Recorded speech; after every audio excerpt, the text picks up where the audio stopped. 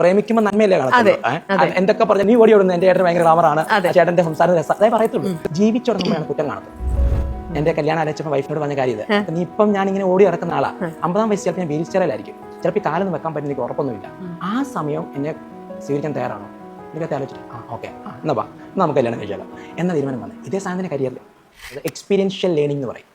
ഇവരെ ഈ സംഭവം ചെയ്യാനായിട്ട് വിടണം. ഫോർ എക്സാമ്പിൾ, അതായത് അവർ പാഷനേറ്റ് ആയിട്ടുള്ള എന്താ അതിലേക്ക് വിടണം. ഫോർ എക്സാമ്പിൾ, ആൾക്ക് താല്പര്യം നേഴ്സ് ആകാനാന്ന് വിചാരിക്കുക. ഒരു നേഴ്സിന്റെ ഒരു സ്ഥാപനം, അതൊരു ക്ലിനിക് ആകാം, ഹോസ്പിറ്റലാകാം, എന്തുമായിക്കോട്ടെ, അവിടെ ഒരു 1 വീക്ക് 2 വീക്ക് പ്രാക്ടീസിന് വിടണം. പ്രാക്ടീസിന് വിടുന്ന സമയത്ത് ഇപ്പോൾ അല്ലെങ്കിൽ വേറെ ഉദാഹരണം എടുത്താൽ ഓട്ടോമൊബൈൽ താല്പര്യമുള്ള വ്യക്തി വിചാരിക്കുക, ഓട്ടോമൊബൈലാണ് പുള്ളിയുടെ താല്പര്യമെങ്കിൽ വർക്ക്ഷോപ്പിൽ പോകണം. ഒരു 3 ആഴ്ച വർക്ക്ഷോപ്പിൽ പോയി നിൽക്കട്ടെ. ഇവരവിടെ പോയി എക്സ്പീരിയൻസ് ചെയ്യുമ്പോൾ നഴ്സിംഗ് ഭയങ്കര എളുപ്പമുള്ള പണിയാണെന്നോ ഇഷ്ടംപോലെ പൈസ കിട്ടുന്നതായിരിക്കും ചിന്ത.